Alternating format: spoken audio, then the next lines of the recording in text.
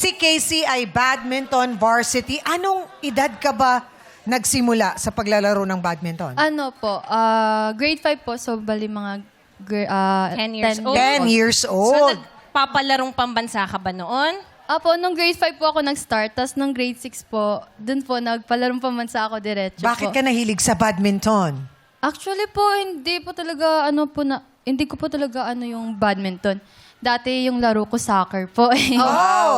Opo. Tapos nung inaya ako ng friend ko na mag-badminton. Tapos nagulat ako, nung paglaro ko, tayo lang ako, tapos yung kalaban ko, gumagano. Kumakaliwa kanan, kaliwa. Tapos Steady sabi ka ko, lang. Ipot ka lang sabi ko, doon. bakit ganito? So, yun po, parang naggustuhan ko po siya. Tapos parang araw-araw na po ako nag-train. Hindi mo alam na skilled ka pala naturally sa Parang badminton. ganun po. Sana all. Mahirap yun, ah. Pero ano ba yung sport mo dati bago ka mag-badminton? Actually po, soccer yung futsal po sa mga babae. Futsal. Pilipinas, nag-qualify ngayon. Oo po, Yes. yun po. Tapos parang na-discourage po ako nun kasi wala daw akong skill sa futsal. Hindi daw umaabot dun yung bola. So yun, sabi yung wala ka So, na- nire-discover mo kung ano yun. Oo, kung ano talaga Saan yung ka iba skill. pwede Oo, magaling? sa badminton ba? Tama. Sabi nakapamewang pa siya. Sa badminton ako magaling. Yun yung sinasabi ni Bestie ko, si Kim Chu, sabi niya, rejection is just redirection. At Tama. ni-redirect Ano mo na yung sa perfect badminton. sport? Yes. Yes. At ngayon, ang represent mo ay anong eskwelahan? San Sebastian po sa may recto po. Yes. Hey, okay. Casey, God ha? bless, Casey. Dito ka. Maglalaro na tayo, Casey. Dito ka. Huwag ka munang lumipat. Sabi ka kay Kasi pag Sir, lumipat ka, ibig sabihin, hindi mo na sasagutin ang pat. Okay. Casey, 300,000 ang nag-aabang dito sa kanan mo. Ikaw ba, sinabi mo ba kanina, pag nakapasok ako, lalaban ako? Opo. Okay. At dahil sinabi mong lalaban ka na, ibibigay na namin sa'yo ang final offer. Magkano ang final offer para kay Casey? Siyempre, Women's Month, tatlong kababaihan na magbibigay sa'yo ng 10,000 plus. Another 10,000. Wow! At isa pa ulit, 10,000. Wow! 30,000 pesos. 30,000. Last offer yan, Casey. Dahil sinasabi mo, palaban ka. Tignan natin kung palaban ka ba talaga. Ilalaban mo ba ang 300,000 at sasagutin mo ang katanungan? Pat! O lipat! 30,000, Casey. Pat pa rin. Alalahanin mo, Casey, ha? Kapag tinanong kita at hindi mo nasagot ng tama, 1,000 lang ang may uuwi mo. Goodbye, 300. Goodbye, 30,000. Lumapit na si Jackie sa'yo para abutin ang 30,000 na offer. Feeling ko naman, pwedeng-pwede ng panglibre ang pang-samgyup. Oh, malaki din ang 30, Oo. ah. Kaya lang ubos. Ubus ang 30. Oo. Alam mo, yung mga kasama mong yan, pwede na sa kwek-kwek yung mga yan. Basta sama-sama, bando. Oo. Sarap yun. Fishball, kwek-kwek, streetball. Oo, ano Casey? Oo, isang sagutan lang to. Walang pagpipilian. Yes. Tanungin kita, Yes. 5 seconds kailangan mo masagot. Pag mali, 1,000 lang ang iyong mauuwi. Ano lang po, Kaya naman, lipat na lang po. ha? Walang treat. Lipat daw agad. O sige, lipat. Kung gusto mo lumipat, kunin mo ang 30,000. Pero may sinisigaw ang madlang people. May sinisigaw din ang ating mga varsity players. Naniniwala ang madlang people, Casey, na kaya mong sagutin ang tanong na nagkakahalagang 300,000 pesos. Tama kaya ang desisyon ni Casey na lumipat? Huling katanungan, Casey. 300,000 o 30,000? Pat o lipat? Dito na po, promise. Pat. Pat na.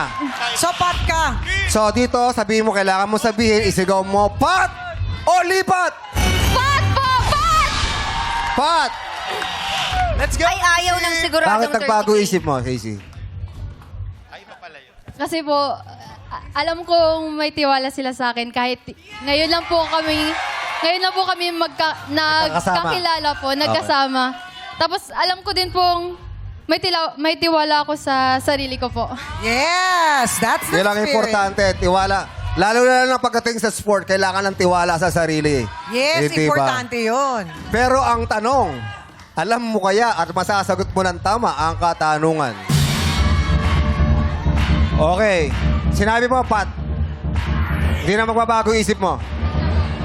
Huling tanong, last na talaga, Pat o liban?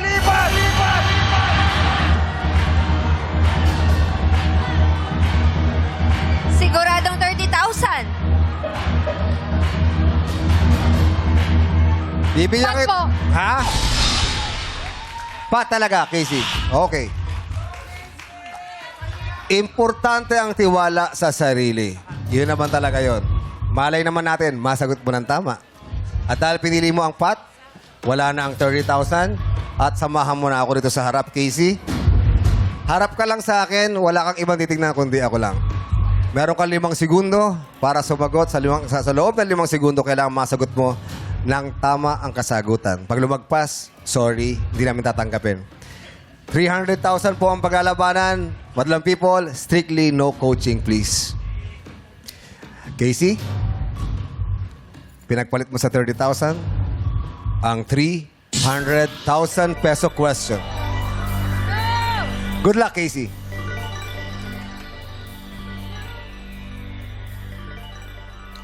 Tagasan ba si Casey originally? Taga Zamboanga, Sibugay po sa Mindanao po. Zamboanga, Sibugay. Mindanao.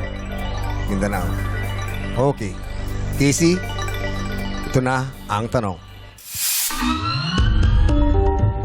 Ano ang pangalan ng chick number 32, ang 3-month-old Philippine Eagle chick na anak ng Philippine Eagles na sina Dakila at Sinag?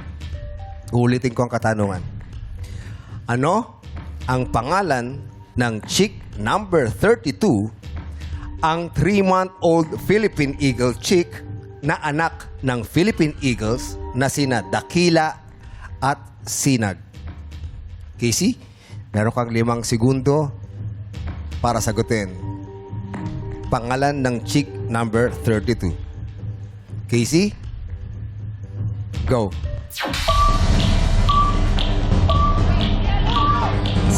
Kalo po. Kalo. Kalok. Kalo. Kalo. Kalo.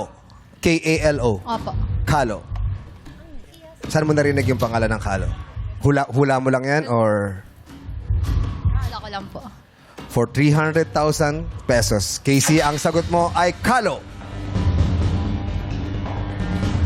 Tama kaya ang Kalo sa tanong na, ano ang pangalan ng chick number 32, ang 3-month-old Philippine Eagle chick na anak ng Philippine Eagles na sina Dakila at Sinag? Ang sabi mo, Kalo. For 300,000 pesos, Kalo is wrong. Sorry, Casey. Mali ang sagot mo. Dahil ang hinahanap naming sagot ay... Alam na madlang people. Bayani is the correct answer. Sorry, Casey. Hindi mo nakuha ang 300,000 pesos.